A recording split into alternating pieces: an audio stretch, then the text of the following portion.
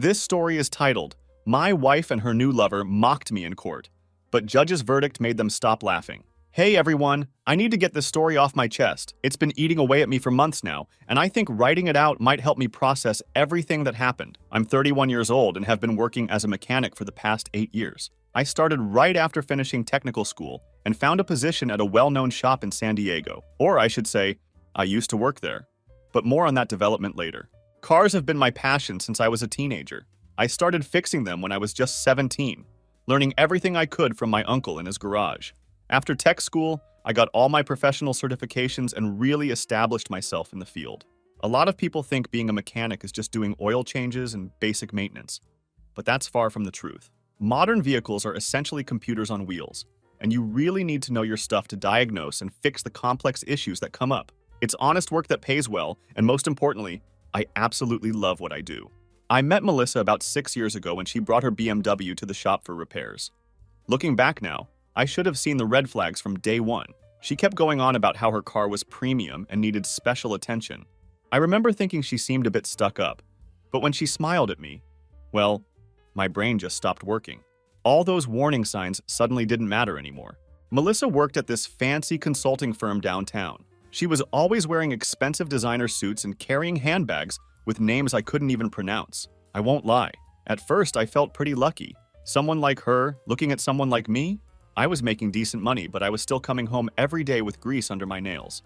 You know how it is. We started dating, and things were actually pretty good in the beginning. She seemed genuinely interested in what I did for a living, always asking questions about cars and sometimes even bringing lunch to the shop. My coworkers kept joking about how I had somehow landed such a classy girlfriend. I thought she was different from the typical corporate types who look down on blue-collar workers. Despite our different backgrounds, I believed we had something special. She would tell me how much she admired my work ethic and how she loved that I had followed my passion instead of just chasing money. After about 2 years of dating, we got married. We had a decent-sized wedding, mostly paid for by her parents, though I still pitched in what I could. Her father seemed okay with me at first. He's this big-shot real estate developer, but he actually acted like he respected that I worked with my hands. That's probably why he agreed to co-sign the loan for my house. I should explain that I bought the house before we got married. I had been saving up for years, living in this tiny apartment and putting away every extra dollar I earned from side jobs. The house wasn't anything fancy, 3 bedrooms, 2 baths, with a decent yard, but it was in a good neighborhood. I was incredibly proud that I could afford it. Her dad co-signing helped with the interest rate, but I made every single payment myself and never missed one, not even once.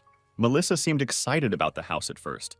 She talked about how we could fix it up together and make it our own. But then the comments started. Whenever her coworkers came over, which thankfully wasn't often, she'd say things like, "We're planning to move to a better neighborhood soon," or "This is just our starter home." It made me feel like what I'd worked so hard for wasn't good enough for her. I noticed pretty quickly that she didn't like telling people what I did for a living. At her office parties, when she'd actually bring me along, she would introduce me as a small business owner in the automotive industry. Technically, that turned out to be true later, but back then it felt like she was embarrassed to simply say I was a mechanic. My sister Claire saw through Melissa from the beginning. She'd come by the shop sometimes to have her car checked out and once told me, "I don't trust the way she looks at you. It's like you're some project she's working on." I brushed it off because you know how sisters can be, always thinking no one's good enough for their brother. The first year of marriage was okay, I guess. We had our routines. I'd work at the shop from 7 a.m. to 6 p.m., sometimes later if we had a complicated job. Melissa worked 9 to 5, but usually stayed late for what she called client meetings or team-building events. I should have paid more attention to those late nights, but I was busy with my own thing. I had started taking business classes at the community college, though I didn't tell her about those. She always made fun of any suggestion I made about improving myself if it didn't involve leaving the auto shop. Looking back now, I can see all the warning signs. The way she'd wrinkle her nose at my work clothes when I came home with grease stains, how she stopped hanging out in the garage when I was working on my project car, the constant suggestions about going back to school to get what she called a real career. But you know what they say about hindsight being 20/20ths? Things really started going sideways about 2 years into our marriage. Melissa got promoted at her consulting firm, and that's when she became absolutely unbearable. She'd come home talking about fancy client dinners and office events, always mentioning this guy David who helped her so much with the promotion. I remember one night specifically. She came home super late, around 11 p.m., wearing a new dress I'd never seen before.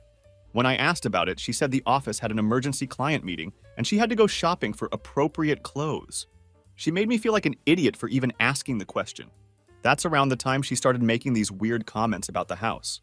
My father-in-law, who had co-signed the loan, would come over for dinner, and they'd talk about property values and how I was holding Melissa back by not wanting to move to a fancier neighborhood. They would discuss this right in front of me at our dinner table. She'd just sit there nodding along while he talked about how his signature on the loan meant he had some say in what happened to the place. The worst part was how she started treating my job. One time, this wealthy client brought in his Maserati for repairs. Most shops in town wouldn't touch it, but I've got certifications for luxury cars. Melissa actually told her friends I was playing around with expensive toys instead of focusing on a real career. Meanwhile, I was making serious money on these specialty repairs, but she never bothered to ask about that part. I used to laugh it off, but then it started to really get to me. Then came the work parties. Man, those were rough. There was this one event, a fancy Christmas party at an expensive hotel downtown. I spent good money on a nice suit so I'd fit in with her crowd. The whole night she kept leaving me alone while she hung out with her work friends. Her office crowd was something else. All these guys in expensive suits talking about their investment portfolios and vacation homes. One dude actually asked me if I knew any reliable mechanics right after Melissa introduced me as her husband. She just laughed it off while I stood there feeling like a complete outsider. The distance between us only grew after that party. We used to at least eat dinner together most nights, but now she was working late more and more. When she was home, she seemed distracted, always checking her phone or laptop. I tried suggesting date nights or weekend trips like we used to do, but there was always some work emergency or client meeting that got in the way. I started noticing she was texting constantly, always keeping her phone face down and walking out of rooms to take calls. Classic stuff, right? But I kept telling myself I was just being paranoid. I mean, she was a consulting executive now. Obviously, she'd have lots of work calls. The real problem started when her brother got involved. This guy was always a piece of work. He brought his car to my shop once and expected me to fix it for free because we were family. When I told him he'd have to pay like everyone else, he went crying to Melissa about how I was being difficult. She sided with him, saying I should help family out since I was just doing simple car repairs anyway. My father-in-law got worse too. He started showing up at my shop unannounced, asking about my finances and wanting to see paperwork for the house payments. He said he was protecting his investment since his name was on the loan. Never mind that I'd never missed a single payment. I was working late most nights, partly to avoid going home to another argument about my lack of ambition, and partly because of these business classes I was taking. Melissa never asked why I was late. She probably thought I was just working on cars. She'd make these snide comments about how I chose Greece over her. The breaking point came during one of her company's summer parties.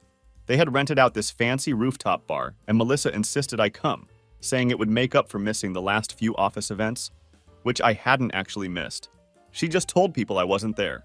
When I walked in, I saw her standing suspiciously close to this tall guy in an expensive suit. I found out later that was David. The way they jumped apart when they saw me, well, let's just say I'm not as dumb as Melissa thought I was. I knew something was wrong, but I didn't have any proof yet. I'm not usually the type to snoop, but after that office party, I couldn't ignore what was happening anymore. I started paying attention to patterns. Every Tuesday, she'd stay late at the office, but her car wouldn't be in the office parking lot when I drove by. Then there were the credit card statements. Suddenly, there were all these charges from restaurants I'd never heard of, always for 2 people, always on Tuesdays. When I asked about them, she'd get super defensive, claiming they were client meetings. Funny how these client meetings always happened at romantic restaurants downtown. One day I was checking the mail and found an envelope from a jewelry store. One of those fancy places downtown where everything costs more than my first car. Inside was a receipt for a men's watch. My birthday wasn't anywhere close, and Melissa had never bought me jewelry before. She always said it wasn't practical for a mechanic to wear nice things. When I tried to talk to her about all these changes, Melissa turned it around on me. She said I was being insecure and controlling. She started making these little digs about how I was becoming obsessive and paranoid. Every time I brought up something that didn't add up, she'd get this look on her face like I was some kid making up stories. The more I pushed, the more she pulled away, spending even more time at the office. It got to the point where I barely recognized the woman I had married. But the real proof came from this girl at her office. Let's call her Katie. She came into my shop for an oil change and seemed surprised to see me. She said something like, "Oh, I thought you guys had split up already." When I asked what she meant, she told me everyone at the office knew about Melissa and David's special lunches. Apparently, they weren't even trying to hide it anymore. Katie also mentioned that Melissa had been telling people at work that we were separated and living apart. Meanwhile, I was still coming home every night to cook dinner, which she never showed up for, and I was paying all the bills. I found out she'd even taken off her wedding ring at work, saying it didn't match her professional image. It's hard to describe how it feels when your whole life turns out to be a lie. I knew this was coming. Every memory started feeling tainted. All those late nights I'd stayed up waiting. All the times I defended her to my family when they said she was changing. Even the stupid expensive suit I bought for that Christmas party. I'd been living in this weird parallel universe where I was still trying to save our marriage, while she was already telling people it was over. The worst part wasn't even the betrayal. It was realizing how much effort she'd put into making me look like the clueless idiot who couldn't see what was right in front of him. I started gathering evidence, knowing our marriage was already dead, but determined not to let her steamroll me like she'd done with everything else. My buddy, who's a cop, helped me set up a system for documenting dates, times, suspicious charges, and screenshots of her location showing she wasn't where she claimed to be. Each new piece of evidence felt like another nail in the coffin of our marriage. But at least now, I was the one holding the hammer. They had this whole system worked out. She'd tell me she had weekend marketing conferences, but really, she was meeting him at this fancy Hilton hotel downtown. I found the receipts for that too. She'd accidentally used our joint card instead of her personal one. Amateur mistake. What really got to me was finding screenshots on her laptop of houses they were looking at together. Big, fancy places in the expensive part of town. In their messages, they were laughing about how they could afford it once they got rid of dead weight. Pretty sure that was referring to me. My sister Claire came by the shop one day and found me looking rough. I hadn't been sleeping well, you know how it is. She took one look at all the evidence I'd gathered and said I needed a lawyer fast.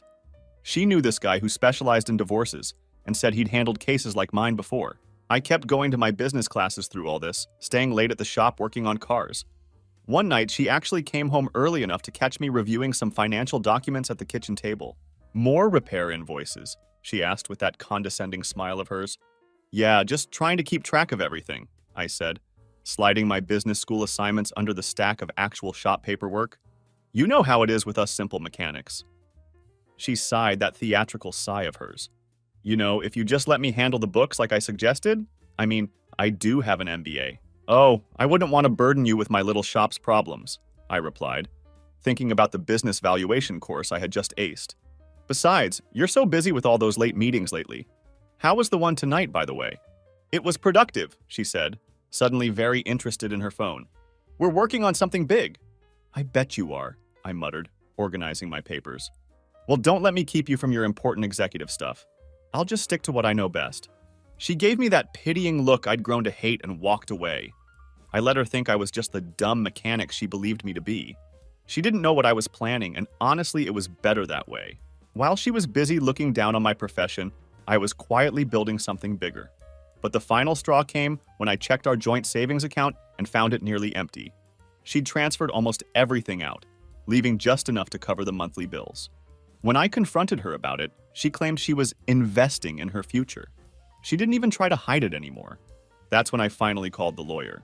Meeting with him was eye-opening. He looked through everything I'd gathered and said I had a solid case, especially since our state takes cheating into account during divorce proceedings. He also told me to keep acting normal while he got the paperwork ready. That was probably the hardest part. For 2 weeks, I had to pretend nothing was wrong. Every morning, I'd watch Melissa get ready for work, knowing she was going to see David. She'd come home late, and I'd have to listen to her lies about client meetings. I even had to sit through dinner with her parents one night, where they spent the whole time talking about how I needed to sign over part of the house to Melissa. For security purposes, my lawyer had suggested I get proof of her father's demands about the house. So I started recording our conversations, which is legal in my state with one-party consent. I got some pretty interesting stuff, including him literally joking that he'd make my life difficult if I didn't give Melissa what she wanted. Then came the day everything exploded. It was a regular Tuesday, Melissa's usual late meeting night. My neighbor from next door called me at the shop. I thought you should know Melissa just pulled up with some man I've never seen before. They went inside together. I knew exactly who it was. My hands were surprisingly steady when I drove home. It's strange how calm you can be when you finally have to face something you've known was coming. I walked in to find them in the kitchen, Melissa and David. His hands were on her waist. The look on her face when she saw me standing there. I'll never forget it. Get out, I said quietly. Both of you, now. Melissa's face went from shocked to angry in a second. This is my house too, you can't just… The house that I paid for, I cut her off, still using that calm voice, which seemed to make her even more furious. You have 30 minutes to pack a bag and leave. David slipped out while Melissa was screaming at me about her rights. She was still yelling when she called her father. 20 minutes later, her dad's Range Rover came screeching into our driveway, her brother Tommy jumping out before it even stopped. You can't throw my daughter out, her father bellowed, trying to push past me into the house. Tommy was right behind him, puffing up like he was ready for a fight. You're both trespassing, I said, holding up my phone that was already recording. I've already called the police. They're on their way. This is my daughter's home! I co-signed the loan! This house is mine!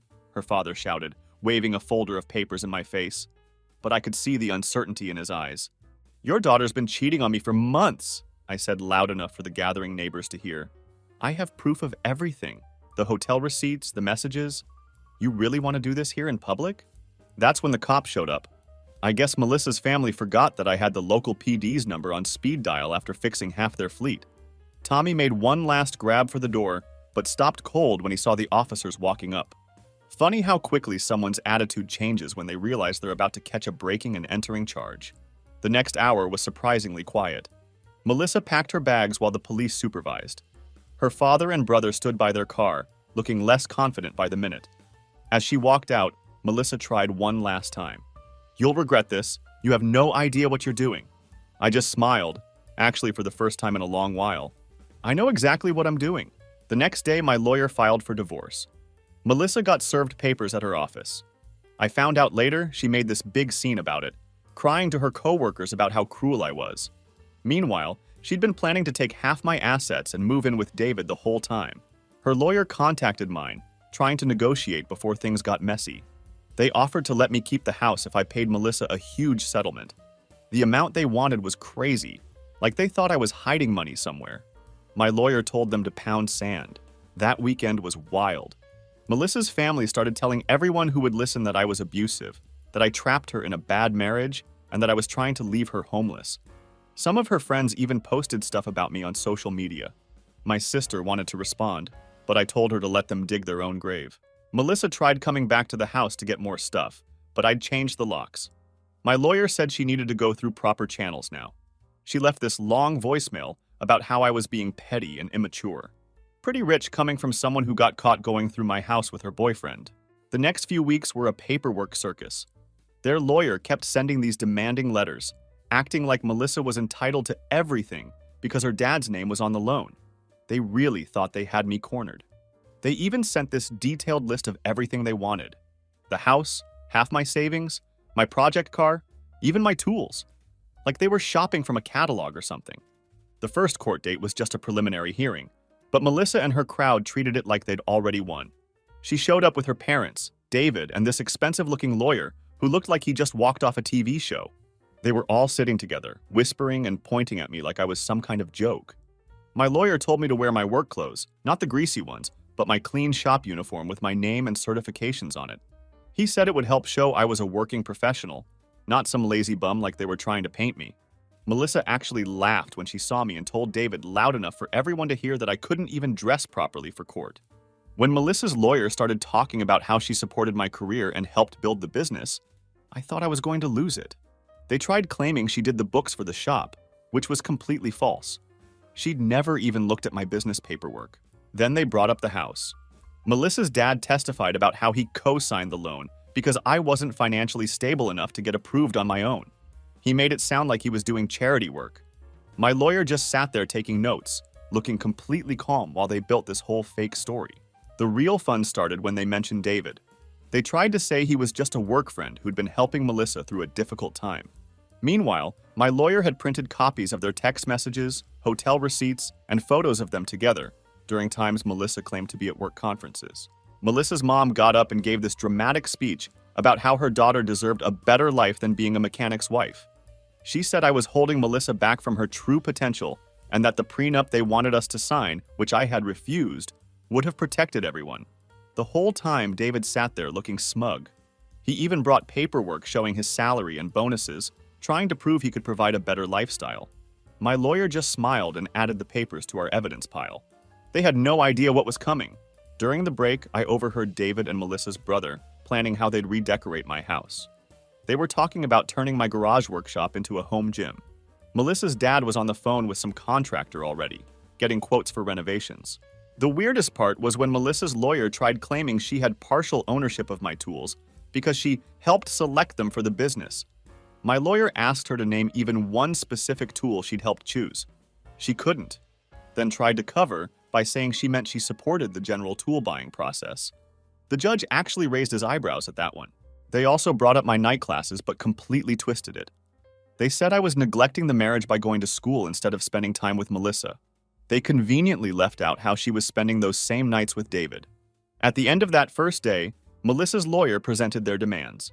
They wanted the house, claiming her dad's co-signing made it partly theirs. They wanted half of my business assets. Didn't know about those yet. They even wanted my project car, saying Melissa endured years of me working on it, so she deserved compensation. The judge set another court date for the following week. As we were leaving, Melissa's dad tried to corner me in the parking lot, saying we could make this all go away if I just signed over what they wanted. My lawyer got it all on video. The week between court dates was pure torture. I could barely sleep, knowing everything I'd worked for hung in the balance. Melissa's dad's parking lot threat kept replaying in my head, and even though we had it on video, I worried it wouldn't be enough. My lawyer assured me we had a solid plan, but I couldn't shake the feeling that Melissa's team had something else up their sleeve. Every night I'd go down to my workshop and just sit there looking at all my tools, wondering if this would be the last time I'd see them in my possession. My family tried to keep my spirits up, but they could tell I was a wreck. What Melissa and her family didn't know was that all their PR was only making me more determined to see this through to the end. When the second court date finally arrived, I felt like I was walking into the ring for the fight of my life. Melissa's team paraded up their witnesses one by one. First, their expert who'd magically inflated my shop's value without ever stepping foot in it. Then David spinning his story about Melissa's emotional struggles with my blue-collar status. And finally, her dad trying to rewrite history about his role in our lives. The whole time my lawyer just kept taking notes with this knowing smile while I sat there thinking about how none of them had any idea what was coming next. The real show started when it was our turn. My lawyer called up my first witness, my old boss from the shop. Melissa's side looked confused. They probably thought he was just going to talk about my work ethic or something. Instead, he pulled out this contract from 6 months ago. Turns out when he was getting ready to retire, he didn't just hire a manager to replace him. He sold the entire business to me. I'd been owner of the shop for half a year, but I kept working regular shifts because I loved the actual work. You should have seen their faces. David's smug grin disappeared real quick. Melissa's dad stopped his constant whispering to her lawyer. And Melissa? She went completely pale. My lawyer started showing the documentation business classes I'd been taking for 2 years to prepare for ownership, the loan I got approved for without any co-signers, and the shop's financial records. The business was doing great, way better than they thought. Those specialty repairs I did on luxury cars brought in serious cash. Then my lawyer revealed how much the business was actually worth. All those nights, Melissa thought I was just fixing cars. I was building something bigger. The shop had contracts with 3 luxury car dealerships, a fleet maintenance deal with a local company, and was about to open a second location. Melissa jumped up and tried to interrupt, saying she should get half the business since we were married when I bought it. That's when my lawyer pulled out the purchase agreement, dated 2 weeks before I found out about her affair, paid for entirely with my own savings and a business loan in my name only. The judge asked Melissa why, if she was so involved in the business like she claimed, she never knew about the sale. Her lawyer tried to spin some story about me hiding assets, but it didn't work.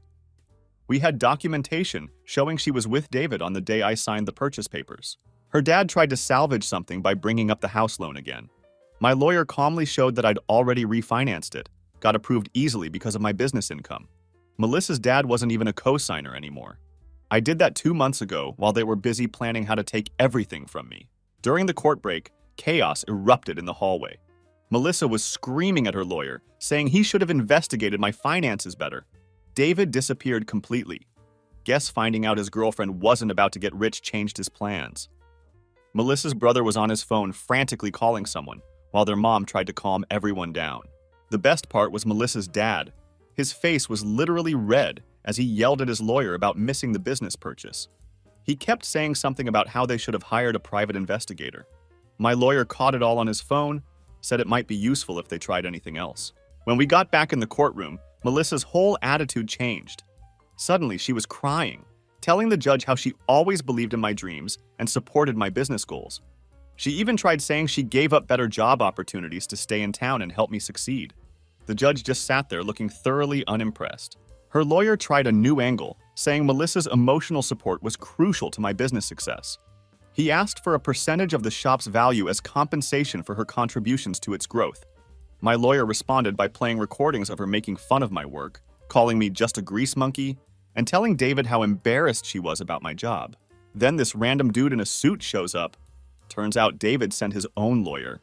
This guy starts talking about how David had no knowledge of the situation's complexity and wanted to distance himself from any financial discussions. Melissa looked like she'd been slapped. Guess her boyfriend wasn't ready to stick around once he realized she wasn't getting any money. The final ruling was beautiful. Melissa got nothing from the business. The judge said she had no claim to something she didn't even know existed. The house was mine free and clear. She got to keep her car, which was in her name anyway, and a small amount of support for 3 months to help her transition. That's it. Melissa completely lost it. She started crying about how unfair everything was, how she'd wasted years with me. The judge actually told her to be quiet, or he'd hold her in contempt. Her mom had to practically drag her out of the courtroom. The aftermath was wild. Melissa's dad tried to spread rumors about me in the business community, but it backfired. Turns out other shop owners already knew I'd bought the place. We worked together in the local business association. Some of them even sent their luxury car clients my way just to rub it in. My shop's reputation actually got better. People loved that the owner still worked on cars himself. I started getting more high-end clients who wanted someone who actually knew what they were doing, not just some businessman who bought a garage. But remember how David ran off during the court break? Well, karma came for him too. Turns out his company had strict policies about workplace relationships. Someone, definitely not me, sent their HR department the court documents showing he was involved with Melissa while she was still married. He got demoted and transferred to some tiny branch office 3 states away. Melissa tried to keep her job, but the whole drama destroyed her reputation at work. That client she was handling with David? They requested a different team after the scandal. She ended up quitting and tried to sue the company for creating a hostile work environment. That went nowhere fast. And yeah, my shop's doing amazing now. I opened that second location I was planning and hired some great mechanics who actually appreciate the work. Melissa's dad tried to save face in the business community. He went around telling people he had mentored me and tried to take credit for my success. Nobody bought it. Other business owners had seen the court documents where he tried to steal my house. His reputation took a big hit. Apparently, people don't like working with someone who tries to steal from their own son-in-law. And the house she wanted so badly? I just finished renovating it. Added a beautiful new garage that's twice the size of the old one. Sometimes I see her drive by slowly, probably thinking about all the plans she had for the place. Her brother still brings his car to other shops and pays way more for worse service. Last month, I got this long email from Melissa. She wrote about how she regretted her choices and never meant to hurt me. She said she realized David wasn't who she thought he was, especially after he took that transfer without even telling her. She wanted to know if we could talk about everything. I never responded. My sister Claire keeps telling me I should write a story about all this. But right now I'm too busy running my shops and doing what I love, working on cars. That's the best revenge. I still wear my work uniform most days. I could wear suits if I wanted to, but I'm damn proud of who I am and what I do. The mechanics respect me more because I'm not afraid to get my hands dirty alongside them. We just landed another major contract, and I was under a car doing an inspection when the clients came to sign the papers. Some of Melissa's friends who used to mock my job now try to get special treatment at my shop. They act like they never made fun of me being a mechanic. I just treat them like any other customer. No need for petty revenge when success speaks for itself.